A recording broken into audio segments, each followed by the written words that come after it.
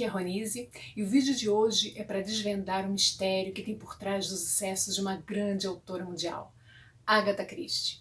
Mesmo quem nunca leu nenhuma obra da Rainha do Crime ou Rainha do Mistério, certamente já ouviu ou leu o seu nome em algum lugar. Essa alcunha de Rainha do Crime ou Rainha do Mistério veio por causa do sucesso estrondoso das suas obras. Agatha Christie escreveu mais de 80 livros, cujas vendas ultrapassaram os 80 milhões de cópias, ficando atrás apenas da Bíblia e de Shakespeare. Se você já ficou curioso ou curiosa para saber como os livros dela conseguem tanto sucesso até hoje, já deixa seu like aqui no vídeo, aproveita e assina também o canal se você já não é inscrito, pois outros vídeos virão sobre o processo criativo de grandes autores. O sucesso estrondoso das obras de Agatha Christie despertou a curiosidade também de 3 linguistas ingleses, que resolveram fazer uma pesquisa para tentar entender o que está por trás de tanto sucesso.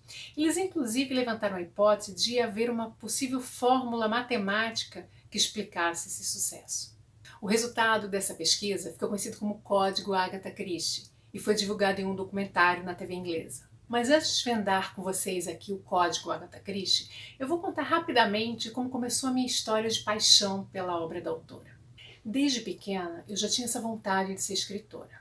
E eu sou de uma cidade de Santa Catarina que, quando eu era criança, não tinha nenhuma livraria. Tinha uma papelaria que vendia alguns livros, mas eram raros os títulos infantis que apareciam por lá. Então meu pai, que também adorava ler e tinha uma grande biblioteca, ficou sócio do Círculo do Livro, que era uma espécie de clube de leitura que todo mês enviava um catálogo em que você escolhia os livros que gostaria de receber. Então todo mês eu passei a ganhar um livro infantil do Círculo do Livro.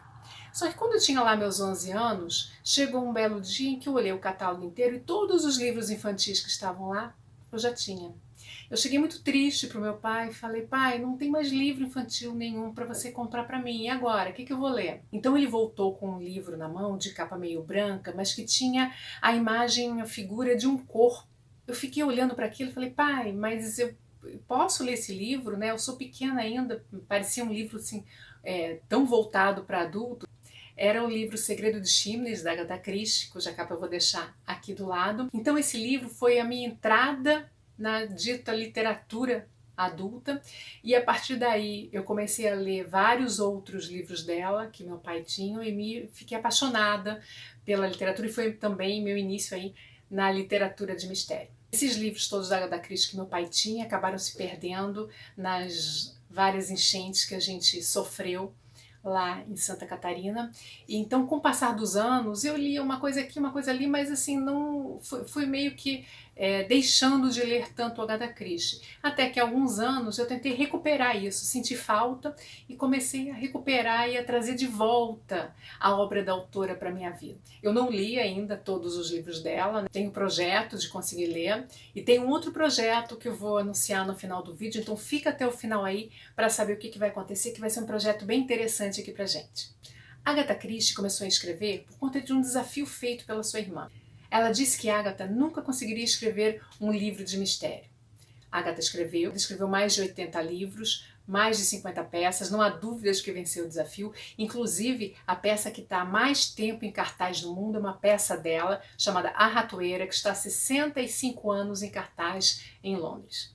Mas será que existe mesmo um código que explique a razão desse sucesso? Um dos resultados da pesquisa dos 3 linguistas é que Agatha usava em suas histórias alguns recursos de psicologia e de hipnose que causavam certos efeitos psicoquímicos no leitor.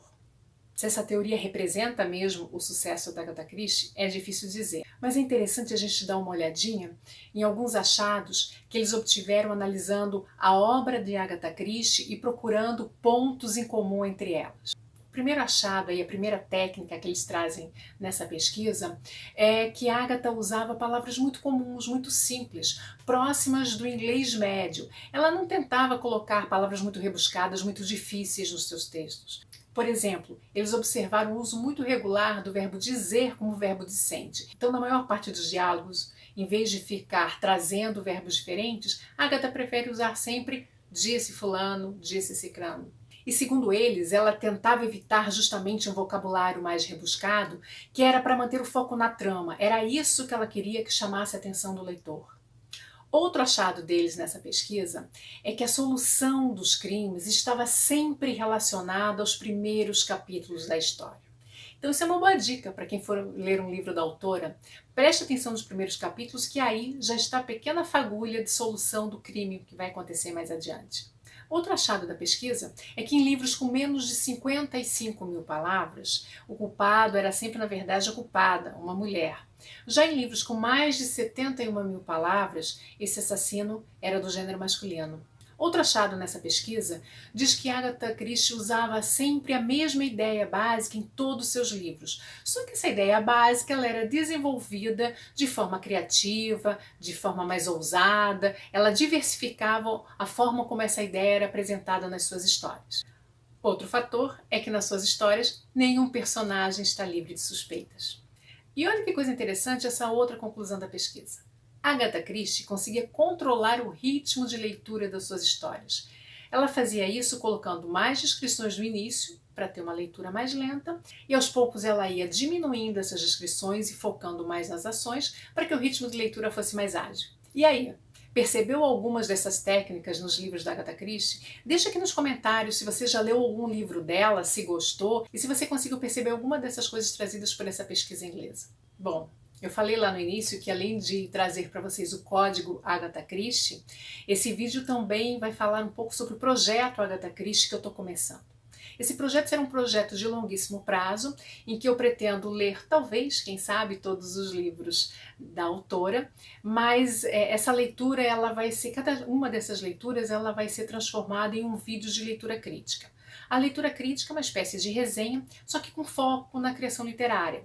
Então, cada leitura que eu vou fazer dos livros dela, eu vou trazer aqui para vocês uma análise detalhada do processo criativo, né? Eu vou desconstruir o texto procurando como a autora estruturou aquela história, como ela utilizou os elementos narrativos dentro daquela história para conseguir determinados efeitos. Então vai ser um projeto muito interessante, eu estou super animada, porque além de ser uma autora que eu gosto muito, é uma autora super importante dentro da literatura mundial.